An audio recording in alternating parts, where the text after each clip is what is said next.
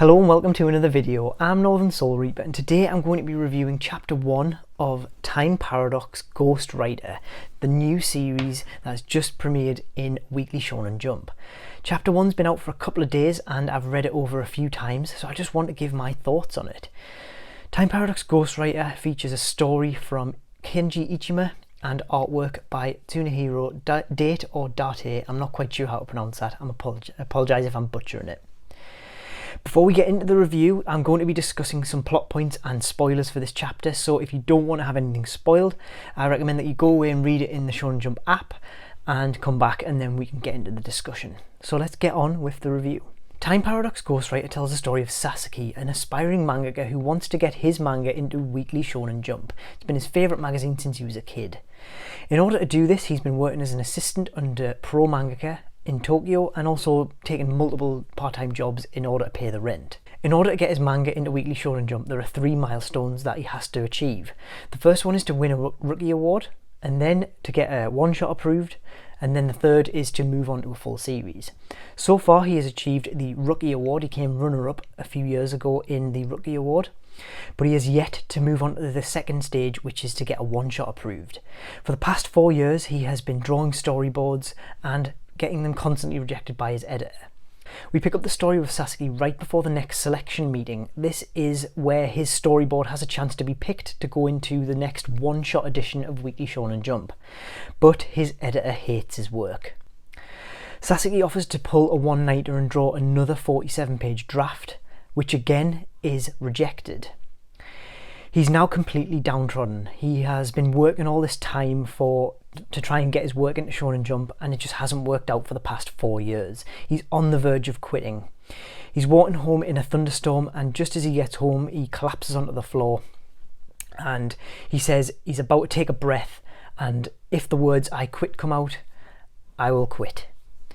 So just as he's about to say "I quit," lightning strikes his home and melts his microwave and fridge together. His fridge gets melted shut, but in the aftermath his microwave dings. There's something in there. So he opens it up and inside he finds a copy of Weekly Shonen Jump. Now he thinks, was he just delirious from pulling the all-nighter doing the draft and he left an issue in there? But upon closer inspection he discovers that it's an issue of Weekly Shonen Jump from 10 years in the future, 2030, and it has a new series debut from an aspiring mangaka called The White Knight, and it is by Itsuki Aino. He reads this first chapter and is completely blown away. It's like nothing he's ever read before. He says he's never cried reading a chapter 1 before. He runs outside to shout into the storm that it was absolutely amazing, and he discusses its different pros and how much he loved it. And when he comes back to read it again, he discovers that the magazine has gone. There's no trace of this Weekly Shonen Jump. So he comes to the quite logical conclusion that he hallucinated it all and he came up with White Knight himself. So he pulls another all-nighter and draws the series. He cuts down the chapter 1 from 54 pages to 47 to make it a one-shot, and he heads back to the Shonen Jump headquarters.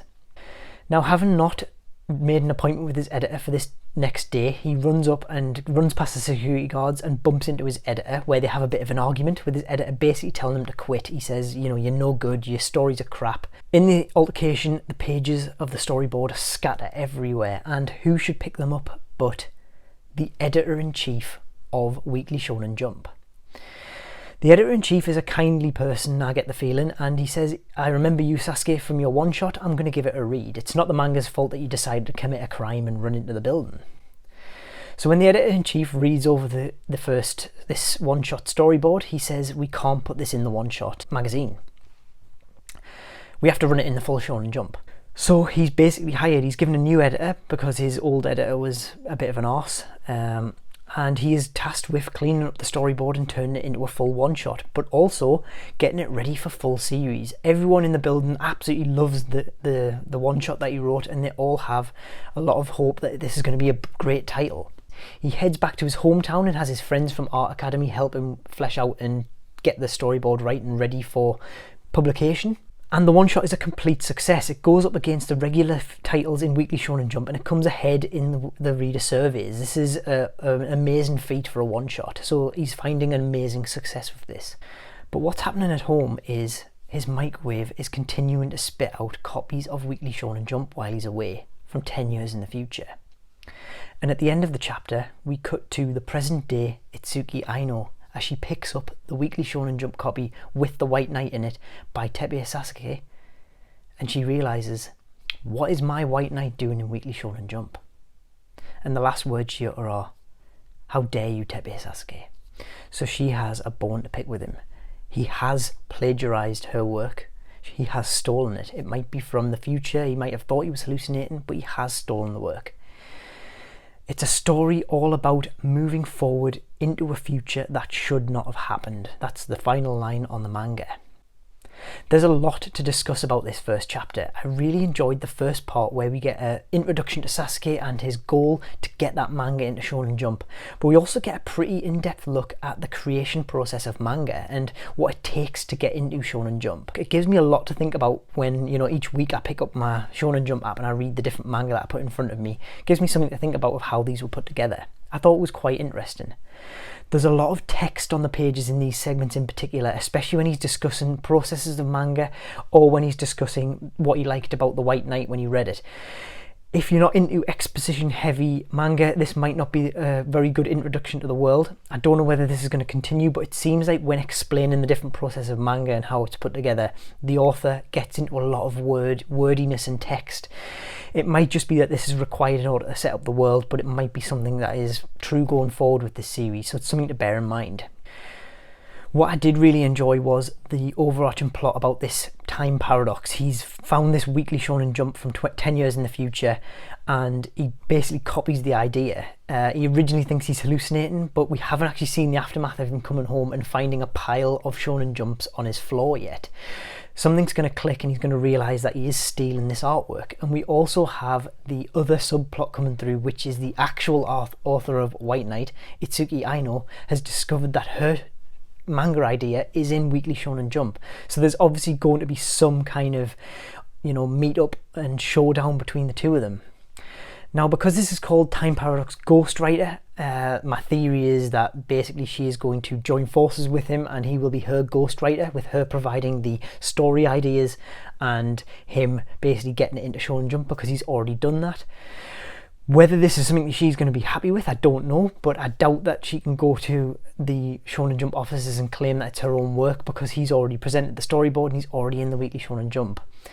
It's a very grey area in the morality department here because he thought he'd hallucinated it and come up with it in his subconscious when he submitted it. But at the same time, he's going to find out that he has stolen the work somewhere. So will he go and fess up? Or will he just continue on with the lie? It's something to look forward to seeing in a future issue. I really enjoyed the artwork of Time Paradox Ghostwriter for Chapter 1. It has a very gritty feel to it. The characters are well drawn and emotive. I always like to see emotive characters and you can definitely see the expressions on their face. There's one panel in particular that really stood out and it was where Sasuke was remembering all the things he's gone through in order to get here, and he's drawing his manga and there's pages erupting around him, and in the gaps in between the pages is all of his different memories from working a part-time job or working for the pro mangaka and getting rejected by his manager, and it's all this swirling around him as if it's in his head is all he thinks about. He lives and breathes manga, and it was a really lovely shot. And another particular panel that I enjoyed was when he was about to quit and he's about to utter those words, and the expression on his face, when you can see the pain on his face as he's about to admit to himself that he quits. The world is very well drawn and developed. The environments and the backgrounds are really well drawn. It's just a brilliant series to read through and appreciate the artwork for.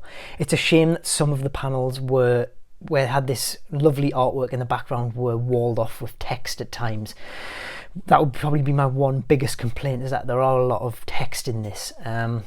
And if you like your manga to have a bit more of a fast pace, this might not be the right one for you. It definitely picks up towards the end, but the beginning and middle of the manga are a little bit more slow paced, so that's also something to bear in mind. Overall, I think this is a really strong start to this series. It's a very strong chapter 1. It does a really good job of building up the world and introducing the different characters. We have Sasuke, which is he's a compelling main character. He's a down on his luck mangaka artist. He's someone who we're going to be able to get behind. But he also has this kind of grey area that he has space. We know that he's stolen this artwork from Itsuki Aino, so it's going to be fun to see how she comes into the series and comes into play. It was a great start to the series, and I can't wait to see this being fleshed out and developed more as it goes along in future chapters. So that's pretty much it for today's review. Let me know in the comments what you thought of this first chapter. Let me know what you think about Sasuke's decision to draw the series. Do you think it's a morally grey area, or do you think it's totally unacceptable? Let me know in the comments below. You can also find me on Twitter and Instagram. Feel free to get in touch there and let me know what you thought of the series there. If you haven't yet subscribed to the channel, please consider doing so. It's a great way to support the channel, and if you like this video, remember to leave a like. Thank you very much for watching. I've been Northern Soul Reaper, and until next time, goodbye.